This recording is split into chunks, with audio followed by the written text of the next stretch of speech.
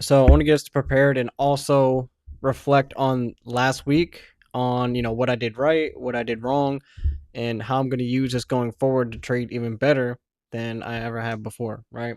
So for starters, every single Model 3 trade that I take, and specifically in this week, followed the same exact theme, except one of them I lost while being right, and the other one I banked very nicely across my live account, my funded accounts, and all those great things, right?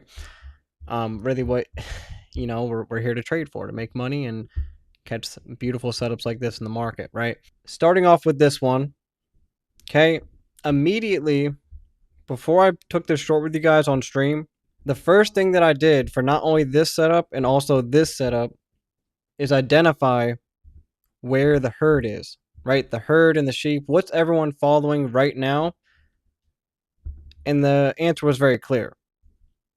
If you just zoom out, right, ever since we tagged this very key monthly low, like I told you guys in the beginning of the week, we just had a very fast and very like breakout sensation out of this monthly low. And it was boom, higher low, higher low, higher low, higher low, higher low, ran up one more time, consolidated. That was the first thing that I identified. Okay, I now know where majority of the herd and sheep are following, and that's trying to get on board and hop on the train of longs. That was the first very key thing that I was able to do this week to actually, identify these Model 3s effectively, real time, not hindsight, right? um, that was number one. But number two, it's not enough just to be like, okay, everyone's longing right now. Like, duh, everybody knows that. But this was the real key giveaway. These guys right here. Okay? When I identify where everyone's chasing at the moment, right? What everyone's chasing, the huge breakout, huge volume, you name it. Okay, everyone's trying to chase it.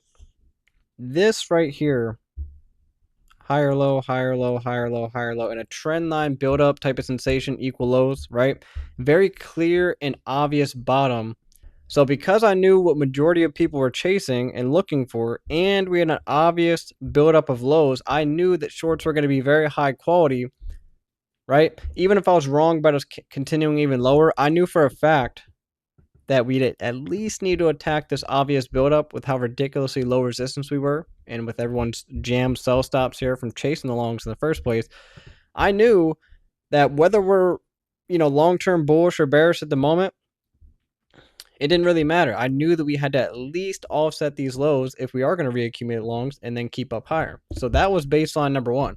It was undeniably one-sided to the downside after I identified all that. Make sense? Pretty cool. And that's what I did exactly on Friday, and we'll get to that in a moment. Right? And then we scale down, and I already reviewed this to you guys, so you can look back on that if you want.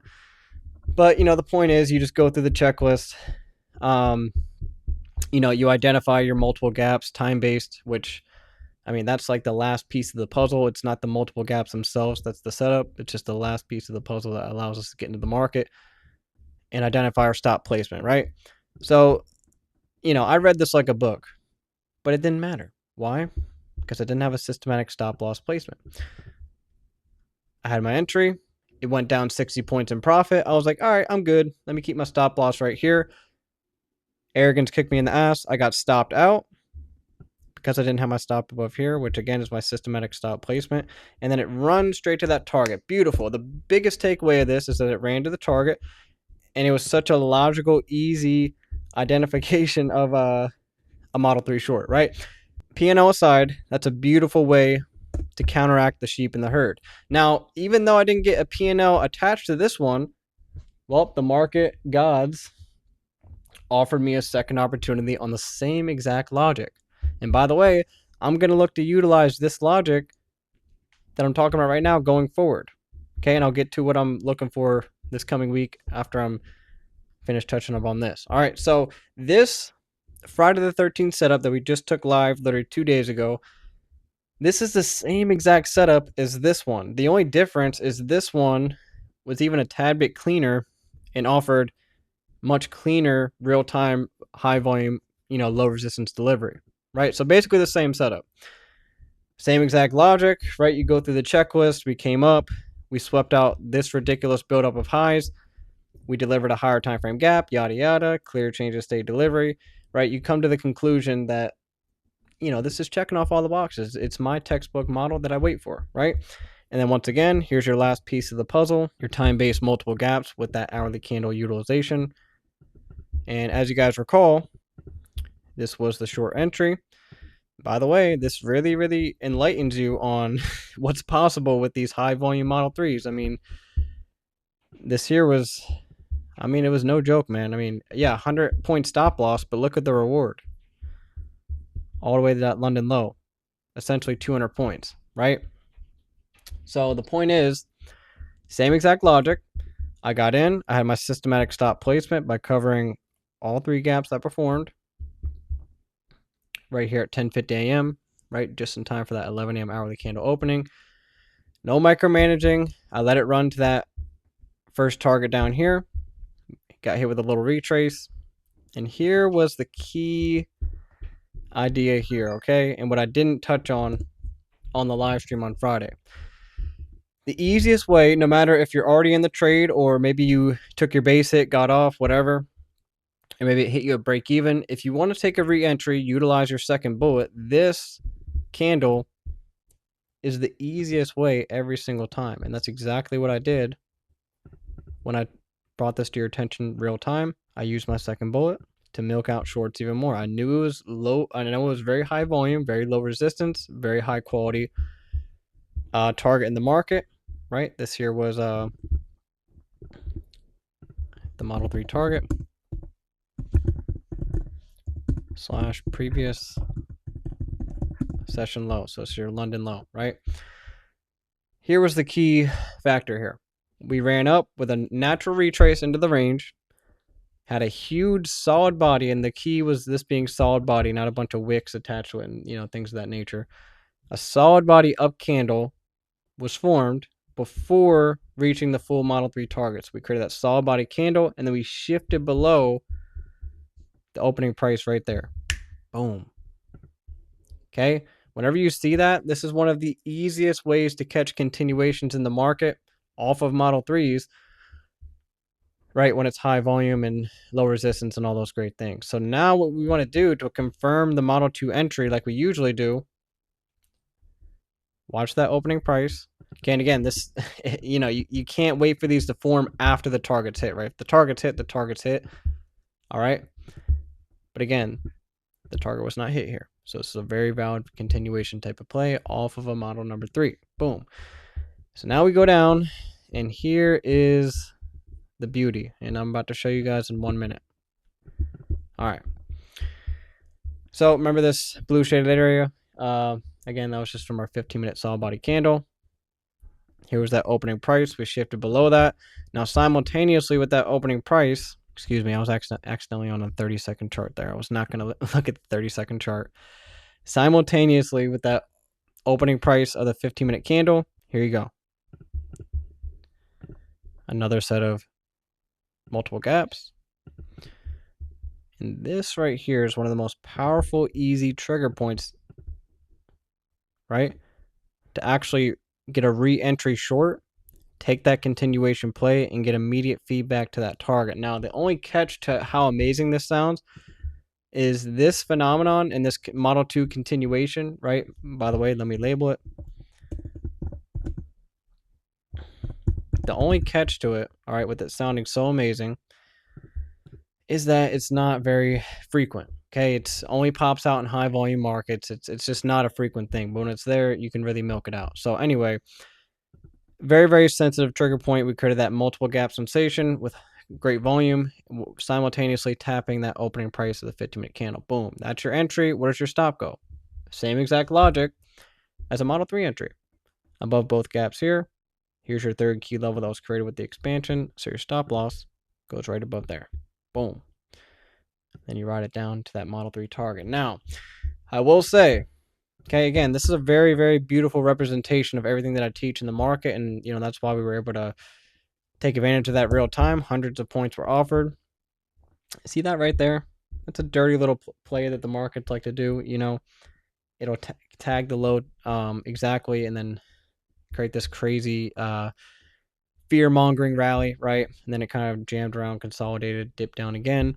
So this, small little add-in, it's not the most important thing in the world, but this is a good reason why you guys always see me, like, as soon as that Model 3 target is hit, I'm out. You know what I mean? I'm taking all my profits. I don't try to milk it out more and get greedy. This is a good representation, okay? Because, yeah, real time it continued down, but am I really going to work this hard for, like, a couple extra points, right? Sit through an hour of consolidation, and then, no, it's not worth it, okay? This target here, Model 3 target, is usually every single time way more than enough because, we make it count, okay?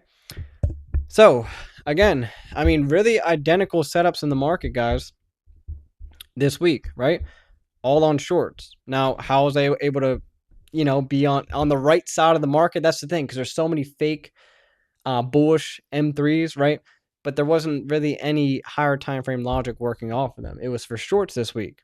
And again, that was from identifying the herd, which was chasing longs, identifying obvious stacked lows, right, where their stop losses would be, and that's how I was easily, really able to identify a clear bearish Model 3. Boom. Same logic here. We came down, hit a low, left behind this clean build up of lows here, right? And we're at this point, we're just like really establishing a bearish market. Like, it's not me having to pick a reversal here like I did on Wednesday the 11th, which again, there was logic behind that.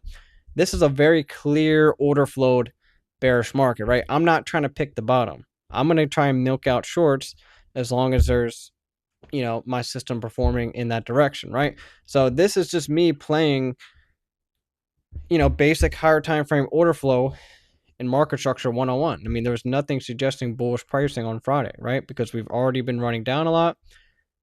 We've already attacked key opposing highs. We hit a key level, respected that, and then displaced back down again in the direction, again, of this double bottom for everyone trying to pick the bottom, right? So, again, pretty identical setups.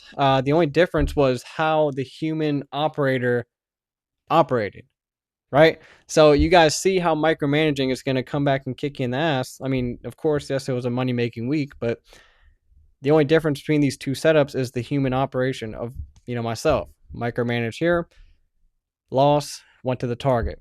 Here, followed the system to the T with stop loss placement, targeting, everything. Boom, perfect.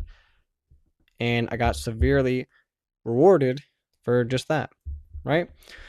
So this is 101, how to stay in sync with order flow and the trend, not having to get caught up with the herd and the sheep. This is how you do it, okay? And that's how we're able to do it in this imperfect week of March, okay? So basically what I'm looking at going into this week is, I mean, I can't deny